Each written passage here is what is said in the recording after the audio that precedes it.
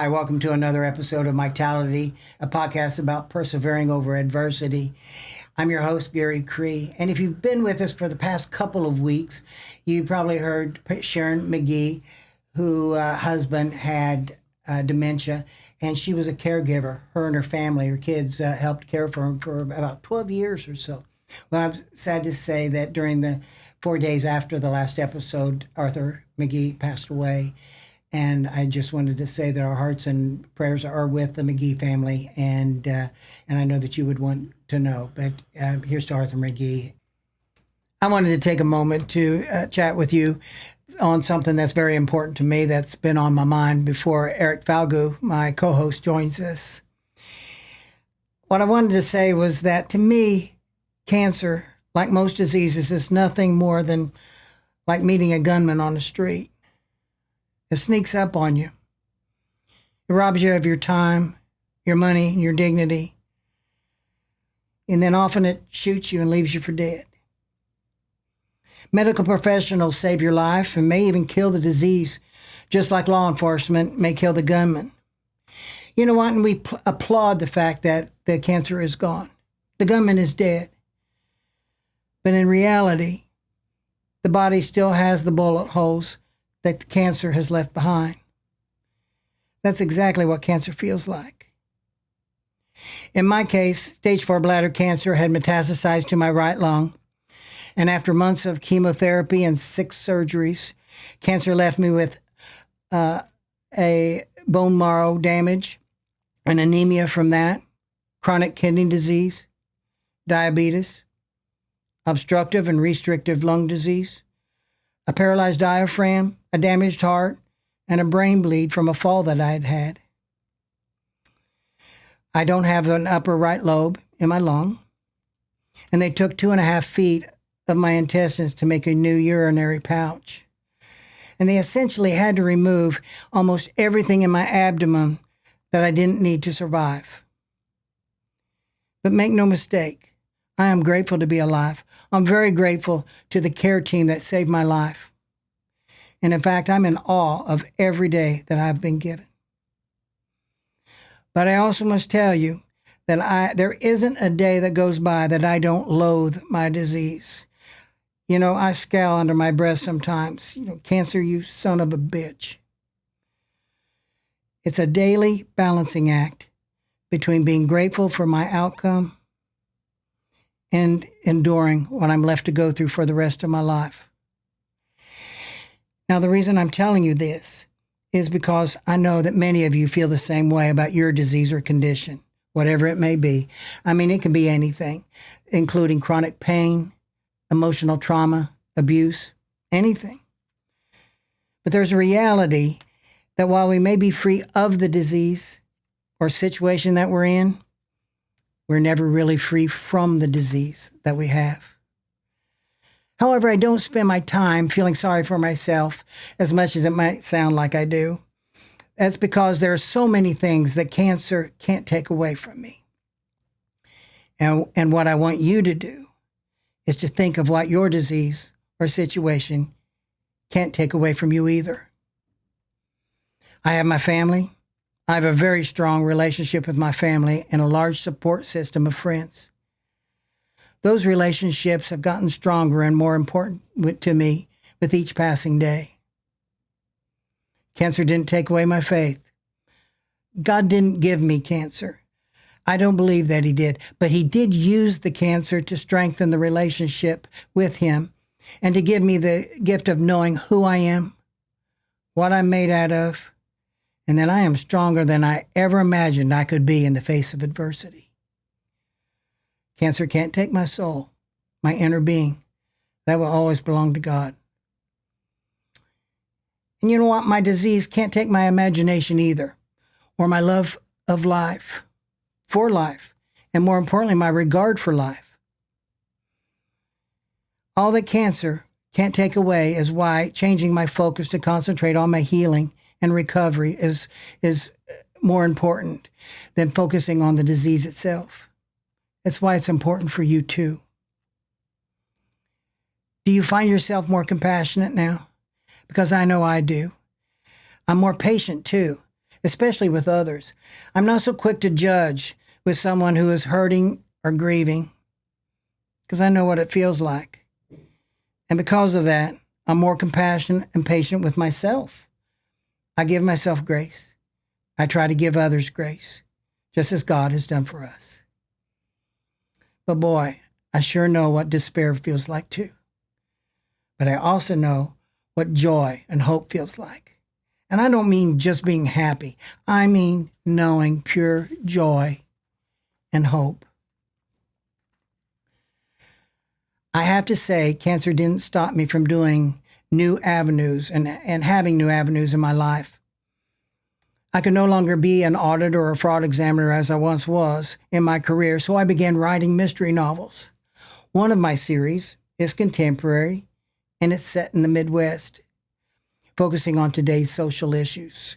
Another series is set in New Orleans in the 1950s. Through the characters in these novels, an amazing thing happened to me. My inner being grew outward. I didn't keep emotions, fears, or anxieties inside. I was able to extract all that cancer threw at me into the emotions and actions of my characters, and it provided an outlet for me, an outlet that I believe aided in my recovery. Well, for that same reason, I also started this podcast, Mytality. Sharing experiences with you helps me as much as I hope they provide you hope, encouragement, and courage through knowledge. But most of all, I believe I found a renewed passion for life, a passion to make the most out of life for others. But changing and maintaining a positive focus isn't easy. It takes a dedicated effort on our part. It takes an understanding of why change is so difficult for us. It takes courage to confront why we're afraid to change, and a commitment to face our adversity with a different heart, a different focus. I don't know who said it first, but I do remember my grandfather telling me when I was young that a turtle only advances when it sticks its head out, when it sticks its neck out. Think about it. A turtle only advances when it sticks its neck out. Well, the same can be said of us. But I know sometimes we can be too exhausted to face another task, let alone our recovery. I understand that feeling. I felt it too. It's difficult to celebrate being disease-free when faced with reality that we're never really free from disease.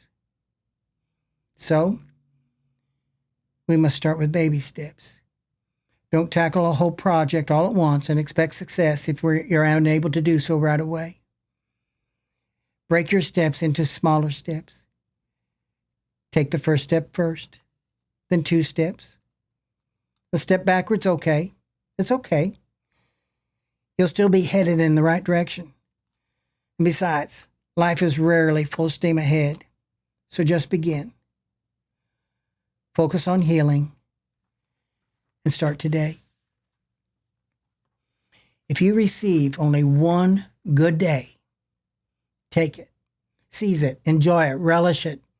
Celebrate every ounce of joy you can squeeze out of it. Because even if you only get one day, only one day you receive, you'll have at least experienced the wondrous freedom one day can bring. So promise me something. Promise me that you'll do your best to stay well physically, intellectually, emotionally, socially, spiritually, vocationally, financially, and environmentally. It's a big promise, I know. But to help you, I'd like to introduce you to McGee. She's going to read something that I want you to hear. It should help you prioritize how you should plan your day, how you should live your life, and what matters most to you as you recover and heal. I want to live this day in such a way that I make those I come in contact with feel as if there is something special inside of them. I want to be just as enthusiastic about the success of others as I am about my own. I want to give so much time to the improvement of myself that I have no time to criticize others.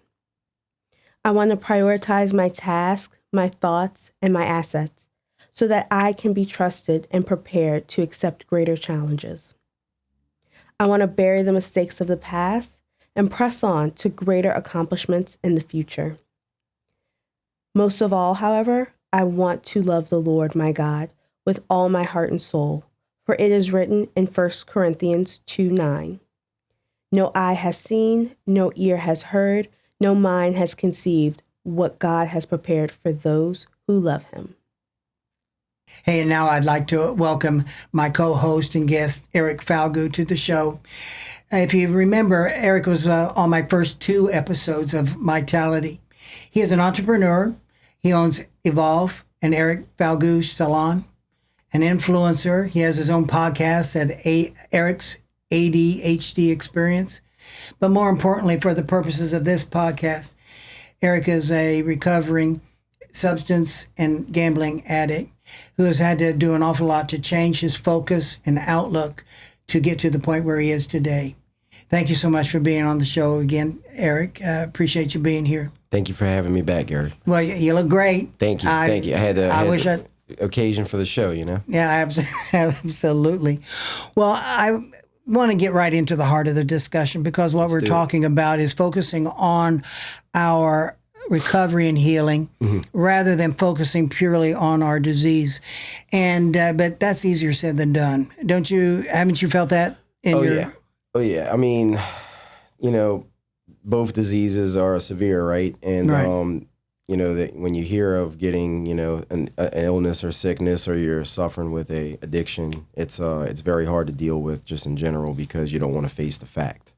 Why is that? Is that most people don't want to accept the fact. Like as far as from my personal experience, I didn't want to accept the fact that I had an addiction.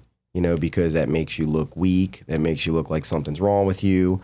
And or some people that, you know, get cancer or some other type of disease. It's like, you know, why is this happening to me? Yeah. Well, you know, there's people with who may feel that they have cancer, but they don't go to the doctor because they don't want to know the diagnosis and whatever. And I suspect that the fear of the unknown is one of the things that keeps us from wanting to focus on that healing too. Yes. We may not like where we're at. Correct.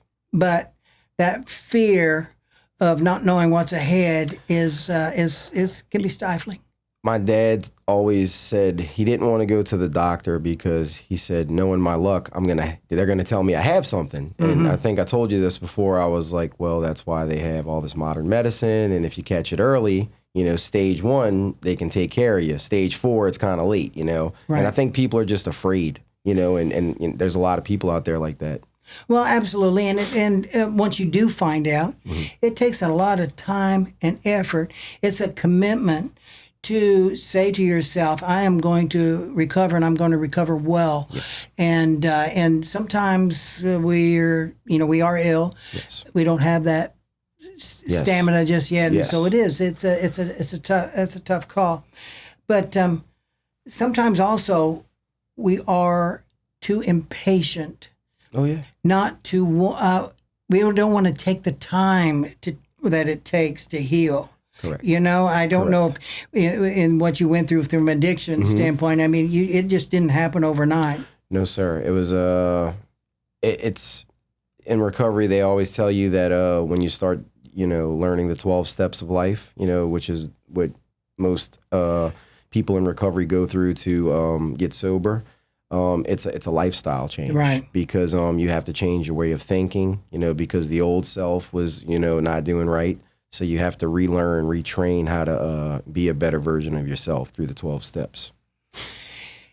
Can I ask you something? Because I've never talked to you about this, but, you know, a lot of times we don't do things or we don't focus on something because we're just afraid to fail.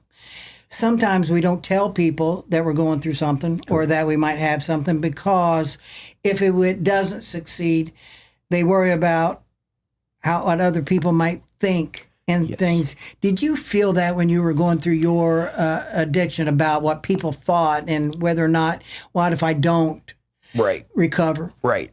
I During my addiction, obviously, I'm a hairstylist by trade, and I was always worried about my clients because, I never missed work. I always went to work, even throughout my addiction. I was a functioning addict, as they would say, and I was afraid to like go get treatment because I was afraid that I would lose everyone, because I am self-employed and, I rely on people, I don't punch a clock in. If I'm not doing a customer in my chair, I'm not getting paid. So that was my biggest fear, was like, am I going to be able to take time that I need for myself to heal up and become a better Eric, or lose all my clients? But, it's either that or, jail's institution or death, as they would say in a program. So got to choose one.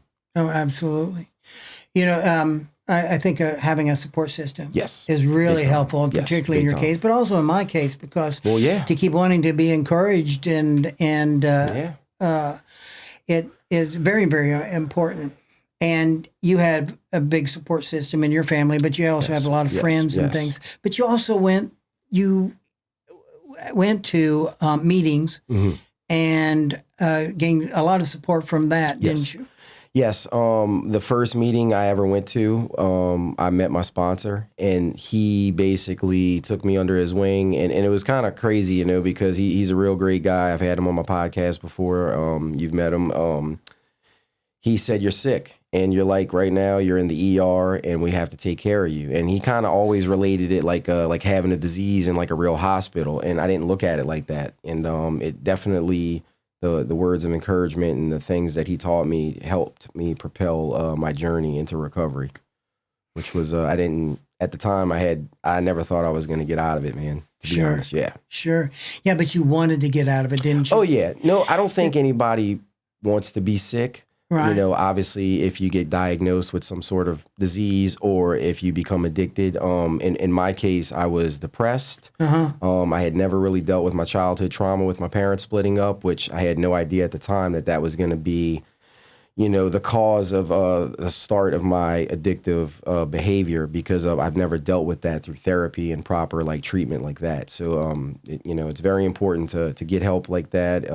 Therapy is amazing, and a lot of people I don't think utilize that tool, Right. because that's another taboo thing. Like, oh, they're in therapy, your kid's in therapy, what's wrong with them? Yeah. And it's like, it's not the kid, it's the parents. Right. So I'm trying to bring more awareness with that as well, to tell people it's okay to get therapy, it's okay to get treatment. Because it's either that or live a miserable life. Right. Well, but some people do it and they go into therapy because of an intervention, or they do it because they should do it. Correct. Or they do it because it's good for them. Okay. I'm not particularly sure that's the right way of the right approach. You should want to do it. Yeah. You need to do it. You need to have a purpose for doing it. Correct. And or else you have a bigger chance for failure. Correct. Bigger chance for relapse, a bigger chance for not to get better. In my case, they gave me all the tools, but ultimately it's up to you. You are the only person that can save yourself, especially when it comes to addiction. Because you can go to all the rehab facilities, you can go to all the therapy, all the treatment centers, but if you're not putting in the work, as they say, then it's not going to happen. But if you work, it works. That is the same way thing happening with disease. I know we're Correct. talking about addiction with you, but if I have to put in the work Yes. of the treatments, following physician orders, eating right, Yes. exercising, I have to tell you, the day after I had literally my abdomen taking out, Yes. I was up and I was trying to walk and to move Correct. in things. But it did take a committed effort to do Yes. that. Yes, it does. And it's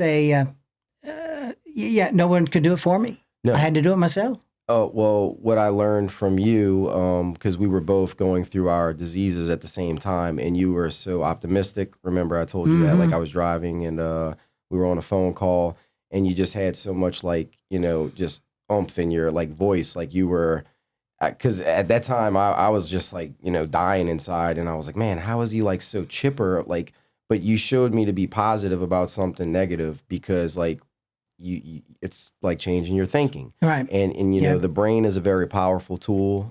And people don't realize that, you kind of can become what you think. Right. You do. And yeah, or will it? Like in your case, I mean, you completely recovered and like the doctor told you, go home and be with your family, like basically telling you don't have a chance to live. And you showed me that you changed your whole perception of that, and like the outcome is we're sitting here. Yeah, absolutely. And you have recovered, but may I ask, did you relapse during that time? Yeah, so initially I relapsed a total of 7 times. Oh, did you? And look, man, there's people that are like 10 years sober and they go back one time and technically it's like they lost all that time. But for me personally, it was a total of like 7 different times before I actually like stuck to it.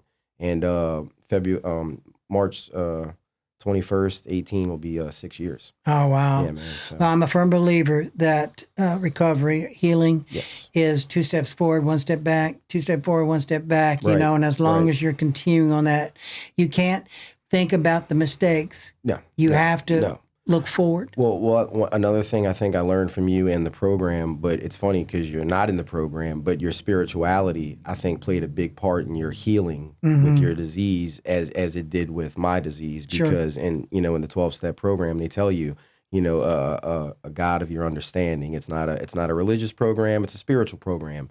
And you had a lot of within, I think, that helped you beat what happened to you.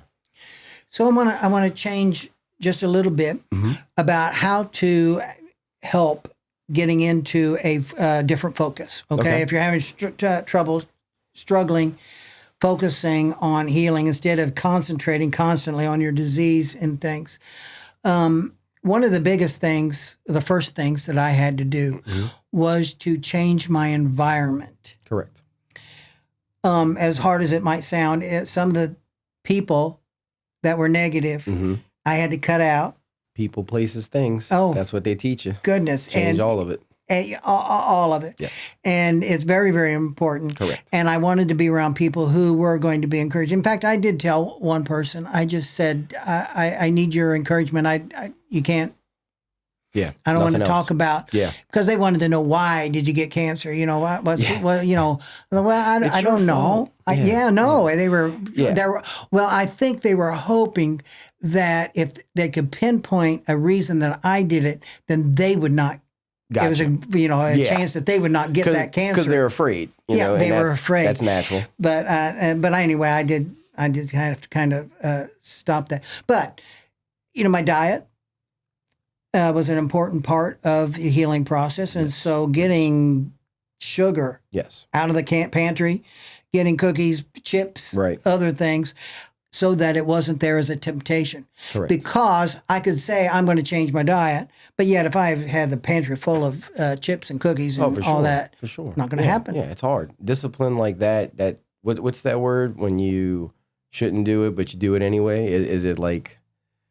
It's not discipline, but I guess it takes discipline. It is a self-discipline. Yeah, absolutely.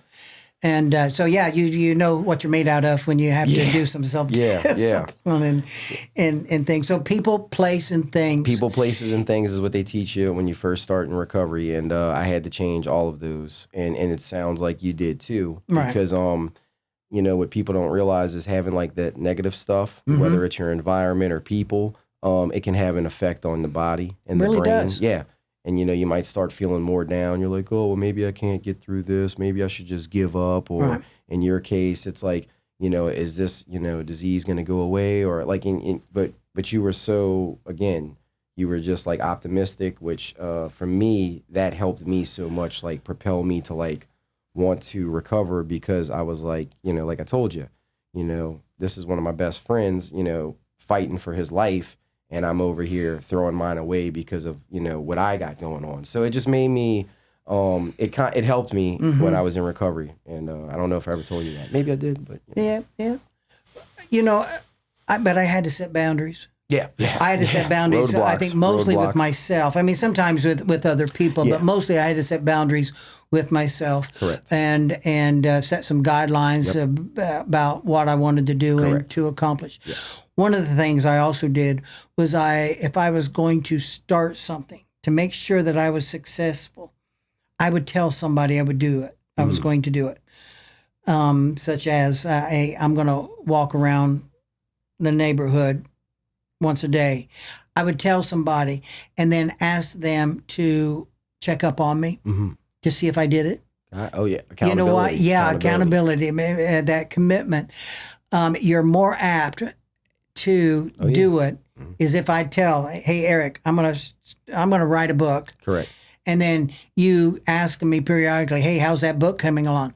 Well, it's kind of embarrassing if I haven't made any progress or if I haven't walked that block like I said I would. And so I have found for me, it is best to tell somebody what I'm going to do and then ask for some follow-up. Yes. They call that accountability. Oh, yeah. Yeah, and it does work. But we don't like that in today's society anymore, Well, no. I'm finding out. A lot of people don't like to be told either what to do or, because everybody thinks they know everything, most people. And it's hard. That's pride and ego. Those are the two character defects that they teach you how to relive and get better. So Right. I think then the other thing, we've already talked about it, but I want to talk about it again because it is so important, is a support system. 100%. Definitely, if you want to change, you definitely need to have a good support system. And if you're an addict, certainly there's meetings out there. Yes. And on the website, we're putting resource links for where to go for different type of addictions. But then also, if you have some disease, find people who are going through it with you because no one else can. Did you do that in your recovery with the cancer? Did you reach out to people? Well, yours was more rare, correct? I was rare, but yes, I did. Okay. I went through an organization called Emmerman's Angels out of Chicago, and through that, I became a mentor. Oh, wow! So people call me now. You're like a sponsor. Yeah, and so I help them through to understand particularly bladder cancer patients. Gotcha. And I've also done some testicular cancer mentoring with young men. And basically they call and they want to know what can be expected and what have I recommended. Yeah. So that's amazing. It's so important. Yeah. I mean, it's because how can someone recover from something if they're not being told by somebody that's possibly went through it what to expect or how to do it, right? Right, absolutely. Because everybody always wants to know, how'd you do it? Well, I had help, you know? Yeah, support system, help, God, the program, doctors, modern medicine. There's a lot of tools, but at the end of the day, it's ultimately up to, in my case, it was up to me. In your case, I feel like a lot of your free will helped heal you from the inside along with the medicine. And, you had a great doctor, right, that you had to go to. Right. Absolutely. Finding the right, finding the right people to help you with. But but it wasn't easy. No. And it took, as I kind of mentioned in my monologue, small steps. Yep. I just broke the big task into small tasks and just accomplished each task one at a time. And even if I only did one thing that day, like eat something, after chemotherapy, try to eat something, then it was an accomplishment for me. Small victories. Absolutely. Well, I appreciate you talking about this. Thank you. And I think it's a topic worth discussing over and over, in many times. And please email us at mytalitypodcast@gmail.com. That's mytalitypodcast@gmail.com. My name is Gary. Let us know how you're doing. Because like we said before, at Mytality, we don't want you just to live, but we do want you to live well. So please subscribe, and we'll let you know about future episodes and things. But in the meantime, please, we want you to stay well, and God bless.